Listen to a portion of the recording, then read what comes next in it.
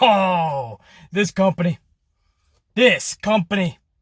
it honestly makes good old BC want to put his dome piece through every cement wall, every brick wall here in New York City. Every time I watch a WWE show, there's glimpses of some good, there's things I can work with, there's things I'm like, hey, this has potential, and then they just, once one thing screws up, the entire show goes off the rails.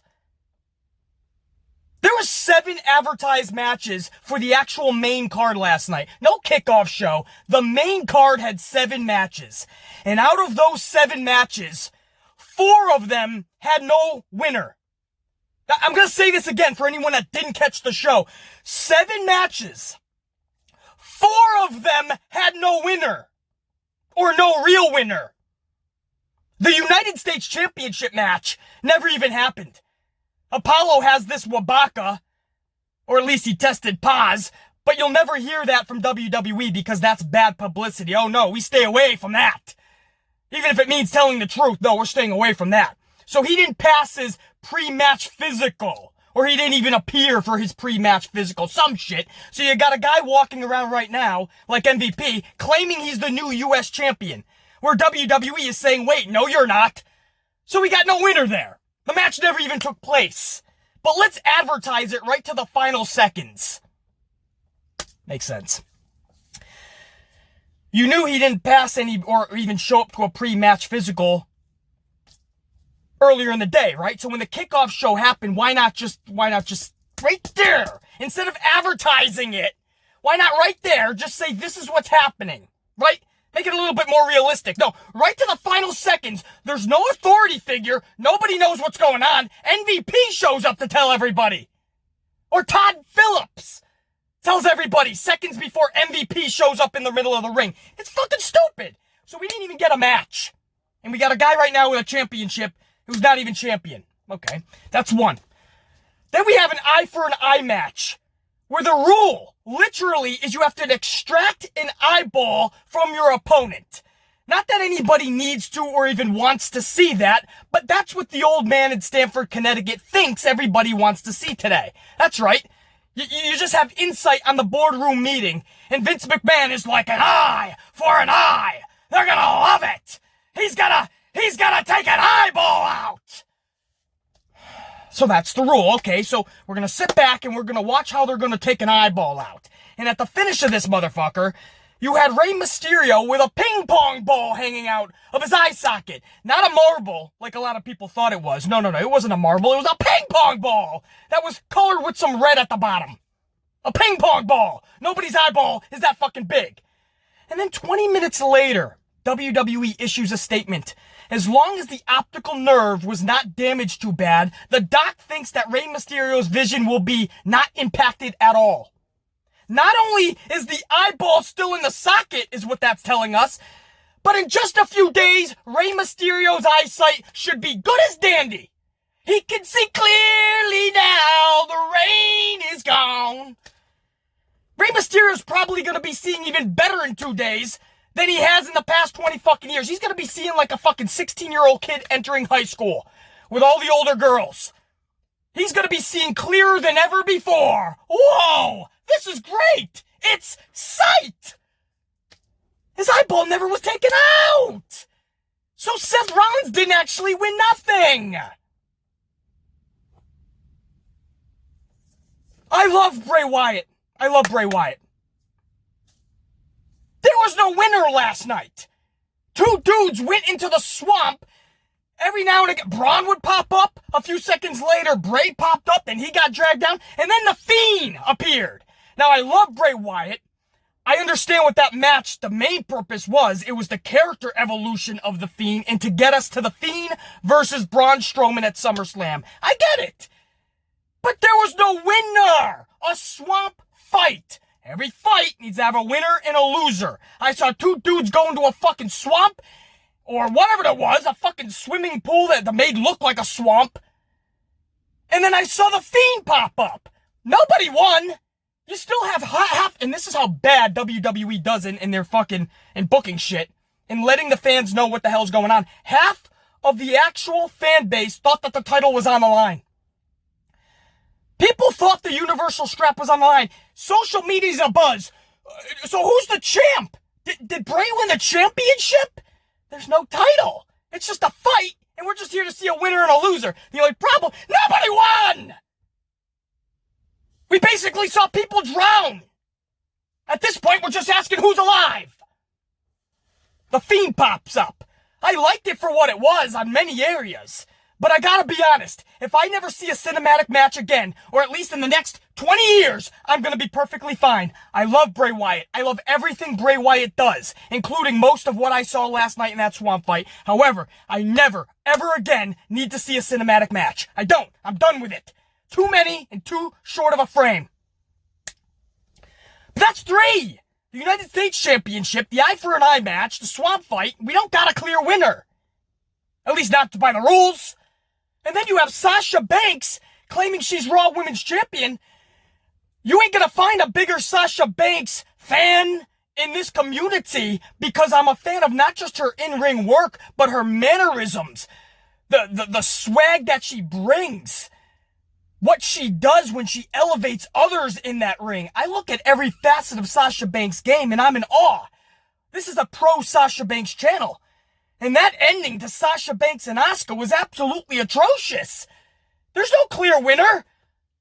Bayley grabs a referee's shirt, counts Sasha Banks over Asuka, and declares Sasha the champion. And then a half an hour later, this is a true story, WWE has issued a statement. This is an official statement, which we already knew. Asuka is still Raw Women's Champion. That's an official statement for anybody who's like, oh, maybe Sasha is. Maybe she's not. Maybe this is going to be a storyline. There's no storyline. WWE said a half an hour later, Asuka is still Raw Women's Champion. So we got no finish. An awesome match like Asuka and Sasha, which was for 16 straight minutes, by the way. The final 4 minutes, I don't know what the fuck happened. This was the worst 3 to 4 minutes in Sasha Banks' career. Or 3 or 4 minutes of the worst fucking time of her career. I mean, she fell off the second rope, literally just slipped, dive bombed, but she done fucked up off the second rope. Then she has a major hair malfunction. Then she can't get back on the same page with Asuka. They just could not work together after that. They were just slipping and jiving all over each other. Nobody knew what the other was doing. And then you got Bayley coming in and doing some weird shit with the referee, even taking his shirt. I mean, it was some of the worst fucking 3 to 4 minutes to an ending of a match I could have possibly imagined. And to say that about a Sasha and Asuka match hurts me. It pains me to say that. But fuck! At this point, literally, I got fucking tape. Let's just fucking let's become a referee. Come on! At this point, this is what you're telling me. If you're gonna book obnoxiousness, you're gonna get obnoxiousness in return. There you go. Come on. Let's do it then. We're gonna become a fucking referee. We are going to find Drew McIntyre or Braun fucking Strowman. Come on! Bayley did it! Got it. I'm a referee. I have a ref shirt on. We're going to get Drew McIntyre. We're going to get Braun Strowman. We'll find MVP. Oh no, MVP. He's not even a real fucking champion. We don't even know who a real champion is anymore. Certainly he's in fucking R-Truth. Or fucking Flying Ninja Tozawa. Or whoever the fuck has the 24/7 title. But we're going to find a champion. And as long as we can get the shoulders down to the mat, I'll fucking count myself the winner. I'm the referee. I'm wearing the stripes. You can just put on a referee shirt now. I thought you had to be an official. Bayley takes the shirt, puts it on. 1, 2, 3. Everybody's like, what's happening? Sasha's champ? No. 30 minutes later, no. By the way, guys, Asuka's still champion. WWE's official statement. Obviously she is. Anybody with some brain cells in their dome piece knows that that's not an official ending. So you have Asuka, you have Sasha, and you have a bullshit ending that doesn't even have a winner. On a night where the whole night is filled with non-winners.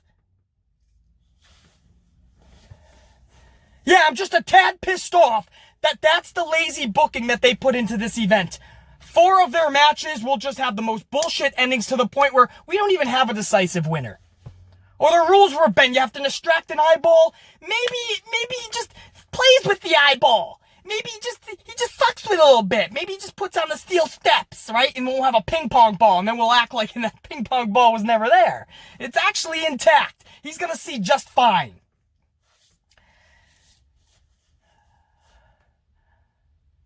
But by the cold open, you're probably thinking this is automatically a bad pay-per-view. You may be correct. We're going to go over it together. This is the good, the bad, and the ugly. This is the review show where we dissect every single match, and together we put it in the good column, the bad column, or the ugly column.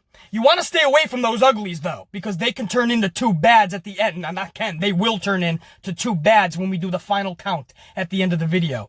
So if there is any uglies, they get crossed off at the end, and they turn into two bads. And that drastically changes the outcome of how we were going to decide this pay-per-view. Is it good? Is it bad? Stay away from the ugly column. I'm telling you, I've seen pay-per-views drastically changed because of it, and not in a good way. Good, bad, ugly. The only review show that matters in the community, because we do it like nobody else. We dissect this shit to the fullest, and we rock out amplified style. And we do it in just 15 seconds. Let me down this Starbucks vanilla latte. Thank you, Crystal. Crystal got it right. Vanilla latte. We're going to down it. And then we have the review. If you thought that was amplified, wait till these 7 matches.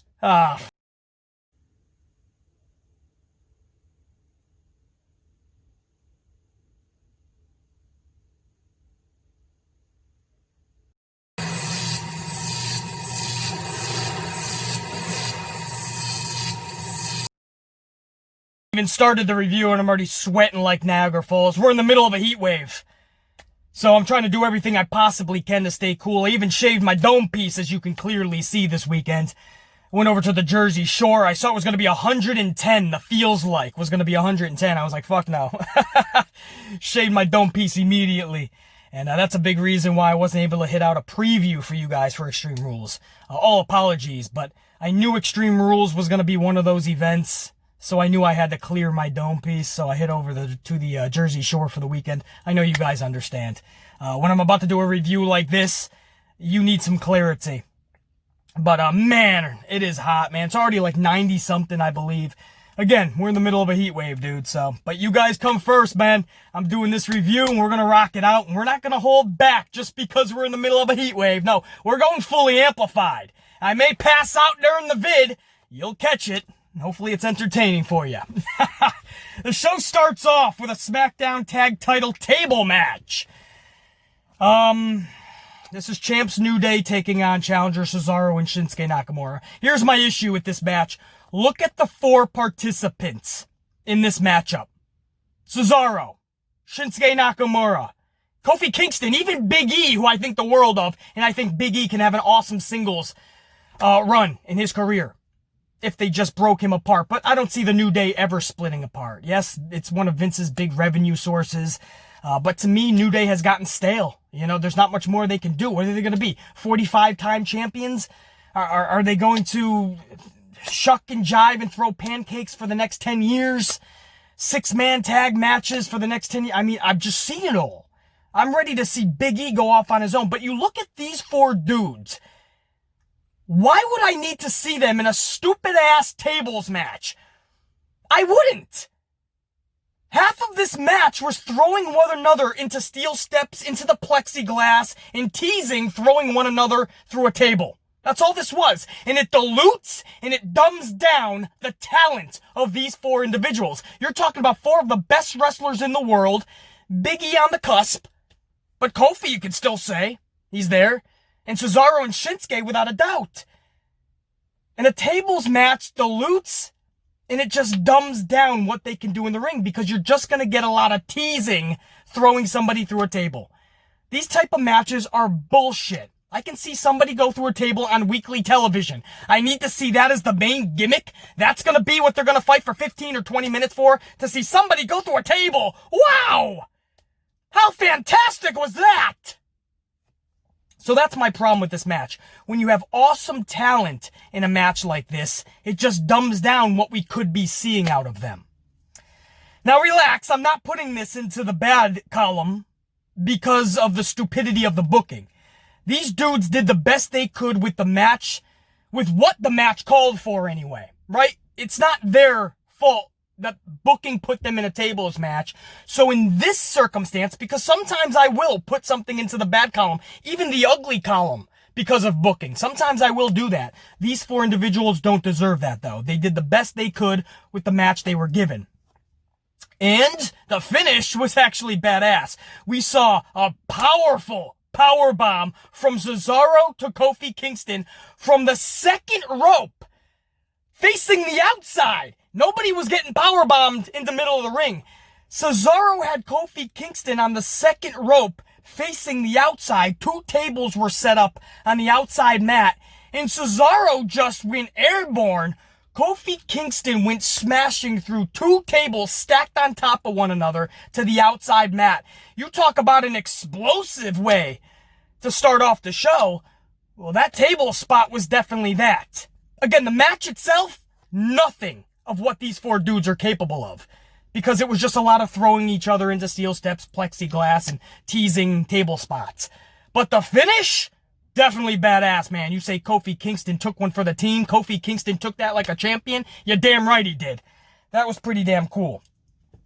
So a good finish to that match, and they did the best they could with what they were working with. And Cesaro and Shinsuke end up actually defeating the New Day and hoisting up those championships. Something seems so right about that when you see Cesaro and Shinsuke Nakamura holding up championships. It should be singles titles because they're that damn good and they've been ruined for that damn long. I would love to see them with singles titles. When Shinsuke had his championship run, his singles run with the title not long ago, he was basically in obscurity. So I don't even look at that as a title run. That's forgettable. A meaningful title run is what I would like to see him in. But hey, titles are titles. Maybe they can make something of that non-existent tag division? Possibly. But Cesaro and Shinsuke hoisting up championships, there's no way I can put that into a fucking bad column.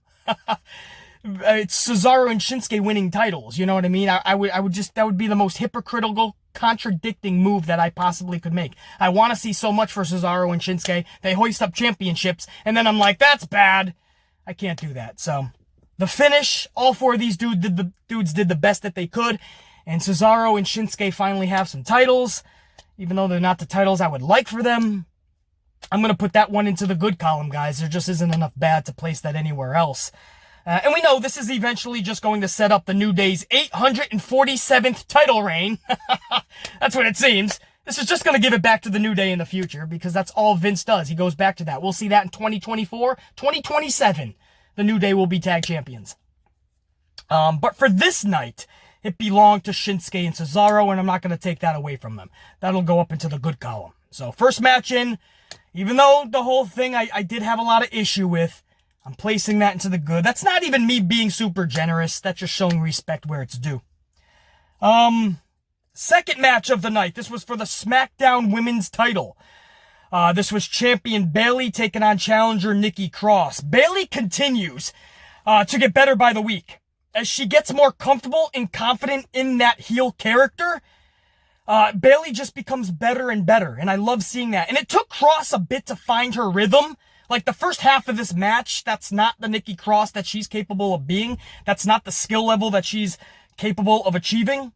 But the second half of that match, I was like, there's Nikki, man. Now she's on track. So the second half of this match, much better than the first half.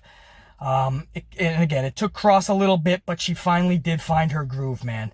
And they had a good little match. I will say, Bayley and Nikki Cross had a good little match. Finish was subtle but realistic. Sasha hands Bayley her boss knuckles. You know, I don't know what you call it. Yeah, like brass knuckle. You know, it says legit boss. She took the boss ones off. She slid it into Bayley. And then she runs to the other side of the apron and she distracts the referee while Bayley wabakas Nikki Cross. And Nikki Cross is dropped. The referee finally turns around. 1, 2, 3. This is heel fashion Bayley. I like this. This is simplistic but realistic. This is all I asked for. I don't mind heel-type finishes. Just give me a realistic finish. Give me a finish in general. After last night, we were just begging for a real finish. So, yeah, this goes into the good. There's no bad here. This is a good little match. Good little finish. a realistic finish, right? It's a heel Bayley. Nikki Cross was never going to win that title last night, nor should she be. That's Bayley's title. I want to see Sasha win that in the future, to be honest. That's my own belief. But it shouldn't be Nikki Cross at Extreme Rules. So, yeah, man. We'll pop that into the fucking good. No harm, no foul there. And 2 matches in, we got 2 in the good. Nothing over the top captivating in this pay-per-view yet. But we're flowing. Right? After the first 2 matches, we're thinking, hey, we kind of got a groove here. Maybe match 3 will fucking deliver. Maybe match 3 will be fucking cool. Maybe we have some actual fucking consistency in this fucking company. But oh no, match number 3 goes directly into the bad column. Before we even start talking about it, because there's nothing to talk about. Tom Phillips, and again, this is the United States Championship match, guys. It's match 3. I'm getting ahead of myself. This is Apollo, the champion, taking on challenger MVP. Tom Phillips says, before the match starts, that Apollo failed to make it to his pre-match physical earlier in the day. MVP comes to the ring and declares himself the new United States champion via forfeit. Obviously, that's not official. WWE said that wasn't official afterwards. Look, I have the possibilities. I love all the possibilities as it pertains to where we can go with this storyline-wise. I understand all the doors that it opens. But the fact remains, you advertised a title match at a pay-per-view. You knew Apollo wasn't competing. Take care of this on the fucking kickoff show, not the actual pay-per-view. That's my gripe. And that is just too big to overlook. It goes into the bad, that's unapologetically. So we're 2-1 now after the first 3 matches. Because they totally botched the way to go about business on the 3rd match. Match number 4 is an eye for an eye match. This is Seth Rollins taking on Rey Mysterio. The rule is very simple, just one rule. Extract the eyeball from your fellow competitor, your opponent. Okay, we got the rules. I don't know how they're going to do this shit, right? I mean, how the fuck you going to do? You're not going to take an eyeball out, but let's see. Vince McMahon backed himself into a corner like he always does. Let's watch him wiggle out of it, right? The fun sometimes is watching McMahon wiggle out of the fucking corner or pickle that he got himself into. That's the fun more than the actual show itself sometimes. So that's what we were all going to do. Let's see how you do this one, Vince. Such a good match. Seth Rollins and Rey Mysterio was such a good match. I seriously enjoyed the fuck out of the entire match. The believability in the story that these 2 dudes were trying to tell was great. The believability was there. We had good wrestling, physicality, steel chairs, kendo sticks, an entire toolbox. And in the end, Rollins jams Mysterio's eye into the corner of the steel steps, just like we saw a couple months ago when Rey Mysterio got the first original eye injury. Ray sells it beautifully. I mean, he's in fucking awe. He's hurt. He's injured. He's covered his eye. He's selling it beautifully. Rollins is selling it even better. He's fucking throwing up in the corner. He can't even look at Rey Mysterio. So, okay, let's see some fucking blood. We don't need to see an actual fucking eye, right? Let's just tell the story. Let's see a lot of fucking blood. It's Extreme Rules. Even if you gotta turn the screen gray, that's fine. Let's see a bunch of blood. Let's not do anything weird like leave a statement a half an hour later saying Rey Mysterio's vision could be just fine. Let's not do anything like that. So what did they do? They had like a ping pong ball. I'm sweating like the fucking Niagara Falls, man. I really am. I'm putting in the work for you guys, brah. So they have like a ping pong ball hanging out of his fucking eye. There's a shot where you literally see a ping pong ball and it's colored red at the bottom. No blood. I see no actual fucking streamage of blood, right? No fucking capsules were exploded. Nothing. No fucking blood was popped into this. And he rushes to the back as Rollins is throwing up in the fucking corner. And then a half an hour later, they're like, as long as the optical nerve wasn't damaged, docs think Rey Mysterio's vision will be just fine. Just fine? How is that Seth Rollins winning then? He didn't extract shit. He didn't even come close. Nobody won here. They're going to tell you Seth Rollins won. He didn't win. He didn't extract anything. So we have a non-winner. This is a no contest to the Amplified, man. And it was a good match. This was a good match. But how the fuck are you going to do? It was so good, guys. I have to put this into the good because I'm a fair reviewer. I'm a pinpointed fair reviewer. And there's no way that I can just let emotion overtake my review. or how I go about my business. Otherwise, I shouldn't have a channel. I have to do this the right way, or I shouldn't be doing this. I'm pissed off at the finish for the most part, but the wrestling match was so damn good.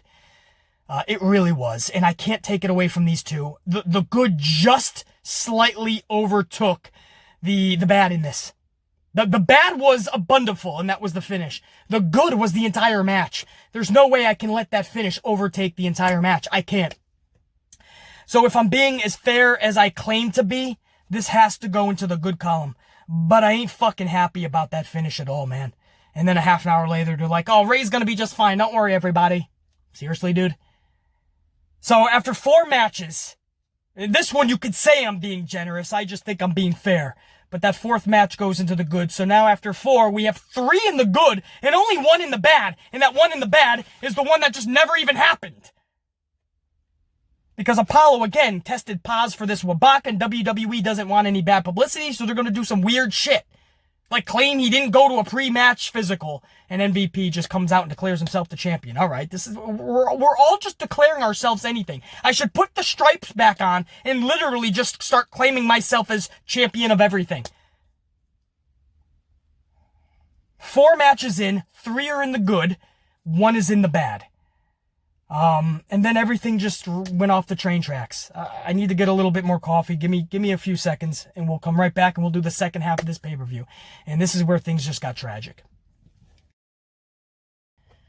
Match number 5 was for the Raw Women's Championship. This was champion Asuka taking on challenger Sasha Banks. This was roughly a 20-minute match. That's what I mean. Asuka, Sasha, 20 minutes. That's all you can ask for. And this was a damn good, solid match for the first 16 minutes-ish, I would say. The final 4 minutes, it just went off the rails. Sasha slipped off the second rope. At first, I thought it was possible it could have been planned, but it looked pretty real and pretty bad. On top of that, Asuka reacted as if it was a botch. Asuka reacted as if she was expecting like maybe a flying missile dropkick or a splash from the top, something. But Asuka reacted as if, oops, that shouldn't have happened. On top of that, Kevin Dunn never replayed it, and the sequences that followed did not sync up with Sasha falling off the second rope.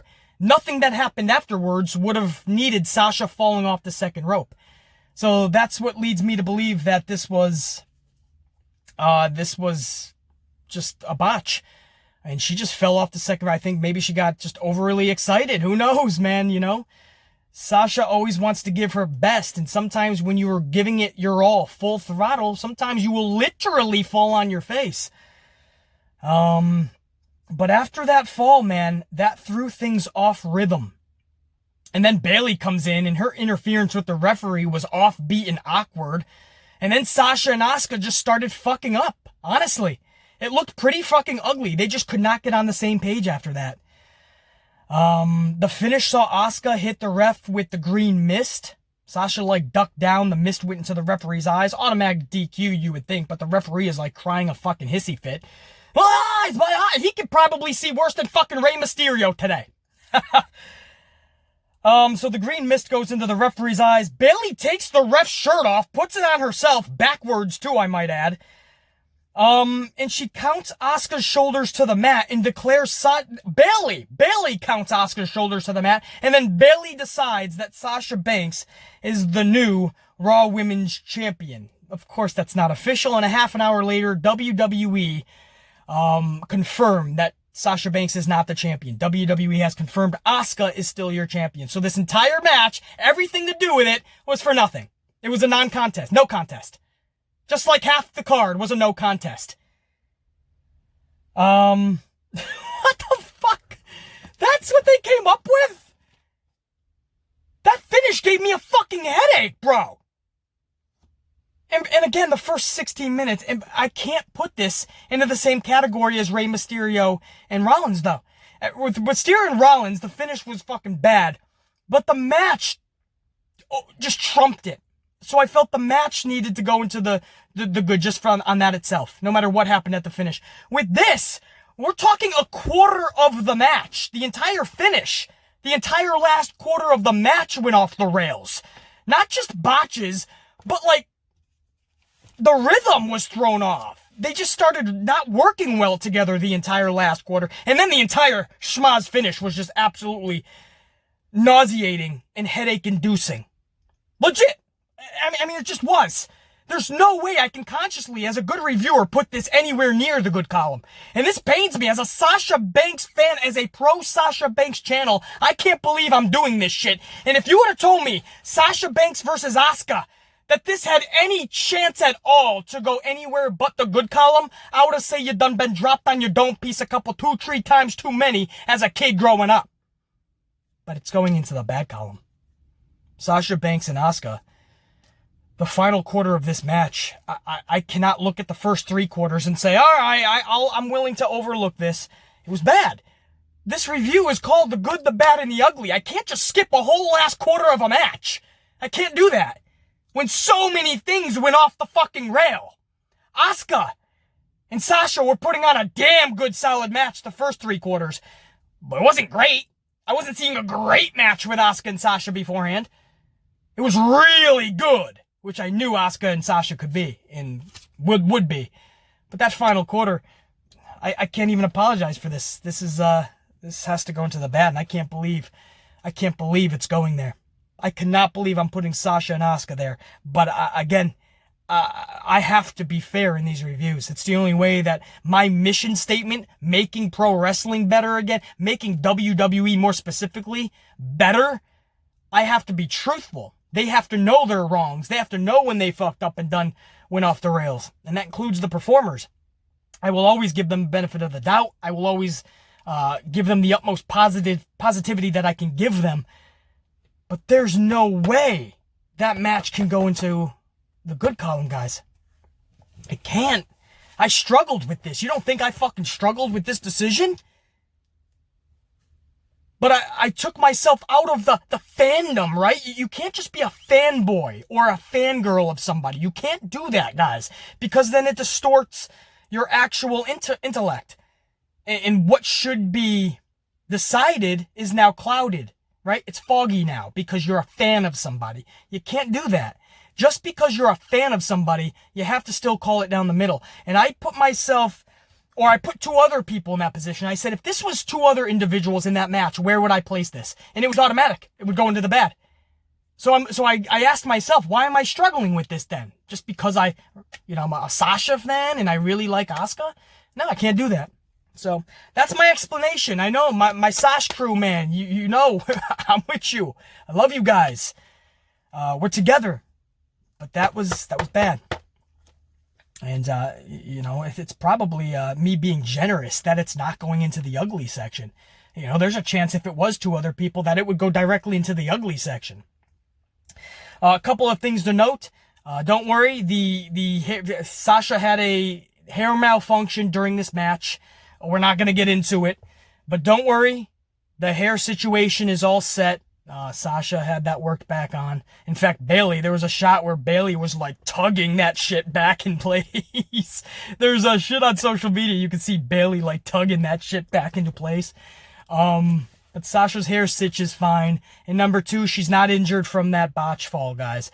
She was running away from the performance center last night with Bayley. I believe Kayla Braxton tried to get an interview, or somebody tried to get an interview, and Bayley and Sasha ran away. So Sasha's just fine, no knee injury. So just a couple things to clear up. But after 5 matches, we now have 3 in the good, 2 in the bad. So things are kind of going the opposite way here. Let's try to get back on track. Could we do that? Match number 6 was for the WWE title.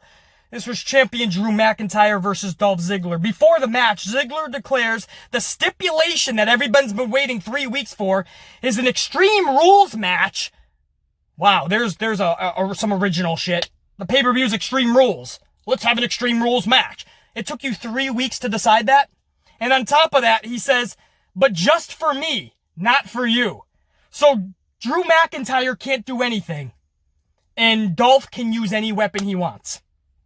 That's what they came up with. 3 fucking weeks. And that's the shit they came up with.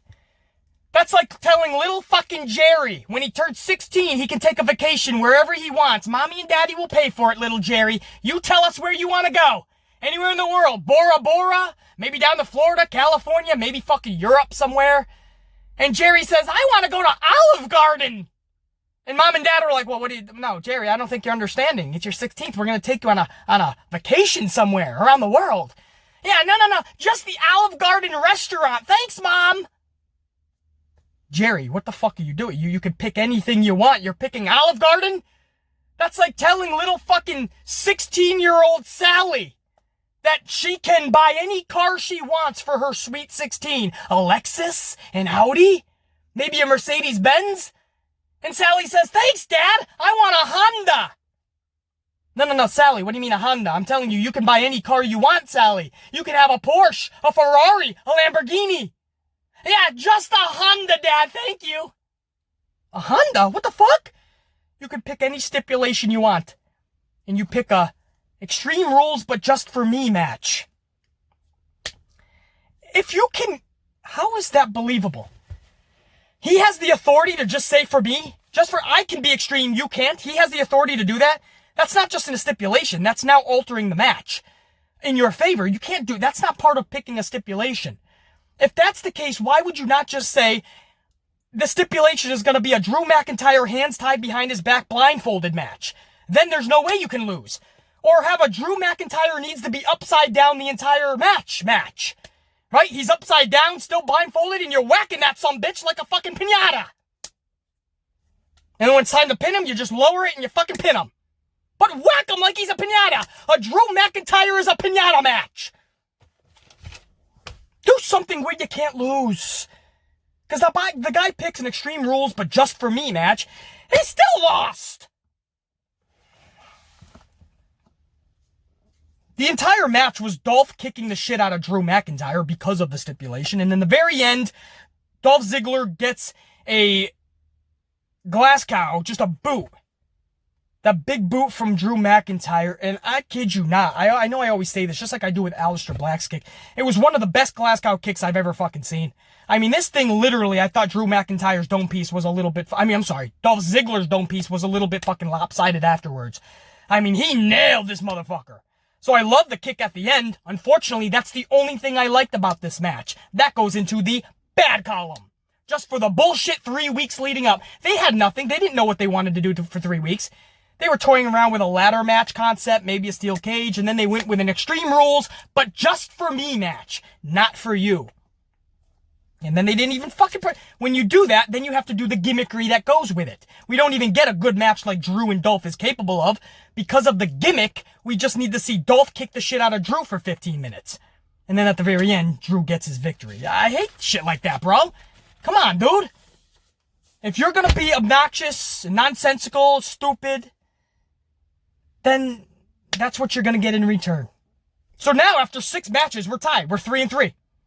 3 good, 3 bad. You should be damn lucky I haven't put anything in the fucking ugly yet. The main event was a swamp fight. This is a fight. This is a winner and a loser, right? There can't be any schmozzery here because we're just going to have somebody standing tall and somebody not standing at all. Maybe somebody will be in the fucking swamp. I love Bray Wyatt. There's people that don't understand this match, just like the John Cena thing at WrestleMania and so many other things that Bray does. It's the evolution of Bray's character in The Fiend especially. Bray Wyatt is a genius. He's on a level on a whole nother fucking level, I should say. A lot of people can't even fuck with. They can't comprehend it. Thankfully, I'm on that level because I'm seeing everything that's being done and I'm seeing all the little nooks and crannies and the hidden nuggets within the segments, and I'm loving it. There was all these hidden gems that were in that segment or in that whole match last night. A lot of people didn't even notice. Go back and watch again and really look at shit, guys, and you'll see the evolution of a lot of things. Bray Wyatt's a genius. And, a lot of people don't really understand a lot of Bray Wyatt shit. So they just say, oh, this sucked or this. I don't say that because I know the genius of Bray Wyatt. I enjoyed that for what it was. And I love shit like that. Do I think that should have been main event? And do I think that should have been the ending? Absolutely not. But that's what they went with. Literally, both went into the swamp and Braun tries to get out and Bray tries to get out. And at the very end, The Fiend is the only one that comes out. We saw a lot of like red water, maybe simulating blood, but then The Fiend comes out and he starts laughing. You got that look, and all you hear is, let me in. And that's how we ended. So I love that segment, man. If that was something like on SmackDown, pretty cool. But for Extreme Rules, After seeing a lot of bullshit from earlier in the night, I was hoping for something much more badass at the end. And I didn't get that. On top of that, this is the stuff I did like. The fact that once you enter Bray Wyatt's world, you are no longer in the normal world. You are in something that's twisted, almost like you dropped 10 hits of fucking... I won't say it. I don't want to promote anything bad. It's almost like you took some bad shit, and now all of a sudden you're dripping.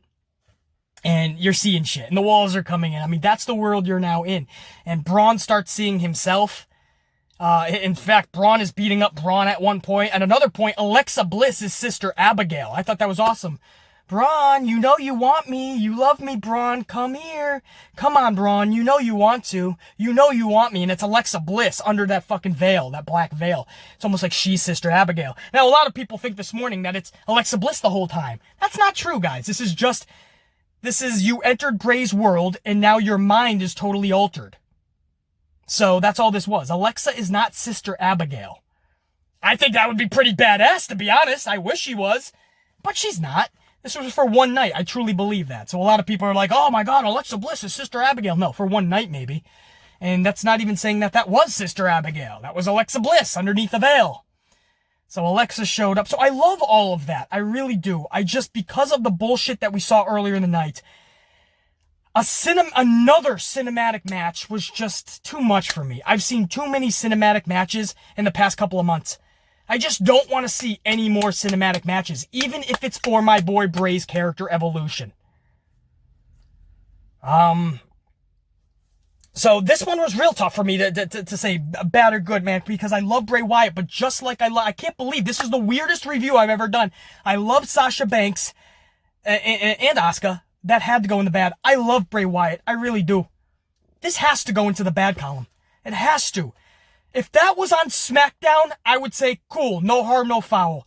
This was evolution. It was the evolution of Bray's character into The Fiend some more. This was Extreme Rules. We never really got a clear winner. The title was never on the line anyway. And I was done with cinematic matches. There was just too much shit here that it just didn't sit well with me. I love Bray Wyatt. I don't mind that. So why a lot of people didn't like it, that's probably not why I didn't. I didn't like it for other reasons. I enjoyed it for other reasons as well. But when it comes time to make a final decision, guys, I factor in everything, including booking, including placement of the match. I put it together, and I come up with the most logical, fair, and consistent outcome that I possibly can hit you guys with. And that's the bad column. It definitely doesn't deserve to be in the ugly column. Bray Wyatt is too much of a fucking genius, and we had some awesome shit within that segment. It was beautifully, masterfully done. Masterfully done. No way does it belong anywhere near the ugly. But I just can't see fit to put that into the good either. And it's not Bray's fault or Braun's even necessarily. It's just given the placement and the cinematic approach yet again, because I feel like Vince is just resting that as a crutch now. The Boneyard match did so good that now we're seeing Velveteen Dream and Adam Cole. We're seeing Bray Wyatt and Braun. And we're probably going to see more in the future. We're even seeing Edge and Randy Orton's greatest wrestling match ever completely altered, A lot of shit was added into that, post-edited it, and I think we're getting carried away, and we're getting away from the concept of pro wrestling to the point where we're exposing the business just a little bit too much now. These cinematic matches are exposing it just a bit much. Too much. And that's the problem. And I think that was the ending factor for me to put this into the bad column. That was the point that tipped the scale. We're going away a little bit from pro wrestling. Too much now. And I know people are like, just now you're realizing that, BC? No, I've realized it, but now a bit too much. Reel it in just a little bit. Things like Braun beating himself up, I could have done without that. The Alexa thing, cool. We'll add that in. Certain things need to be tweaked, though. Guys, I could be here for an hour trying to dissect this. Hopefully you guys understand what I'm saying, and if not, I totally understand that too. You have your own feelings about it. Let me know how you guys rated this pay-per-view. What did you have it? My final tally is 3 in the good, 4 in the bad, unfortunately. And I appreciate all the all the entertainment that the boys and gals gave us last night and putting their bodies online and everything. But when it was all said and done, I have this as a bad pay-per-view by one tally. So it was close. Closer probably than a lot of people thought it was going to be. But in the end, it ends up being a bad pay-per-view. How did you guys have it, man? Are you pissed off that BC made this a bad... I didn't make it. But are you upset that I declare this a bad pay-per-view? Did you have it differently? Again, put it down below, man. I'm interested to see how my amp unit felt about this. But by one tally, this was a bad pay-per-view. And even though it was just one tally, it's still a bad pay-per-view. Pick that shit up. SummerSlam's coming up. No more of these fuck finishes, man. 4 out of 7 matches didn't actually have a real winner. Or shouldn't have had anyway. 4 out of 7. That's a fucking problem.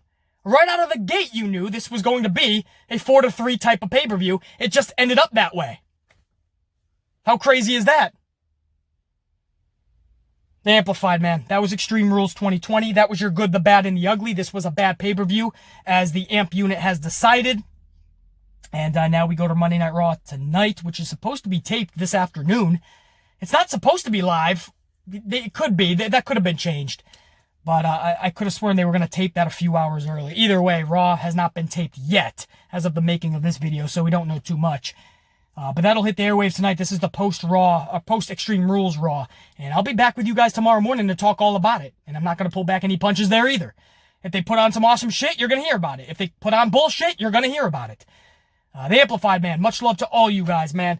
Pound those coffees, whoop that ass. I'll see you right back here in the morning, and we'll talk more Monday Night Raw, man. We'll see if they rectified their wrongs from last night's Extreme Rules. For now, think, be, live, amplified.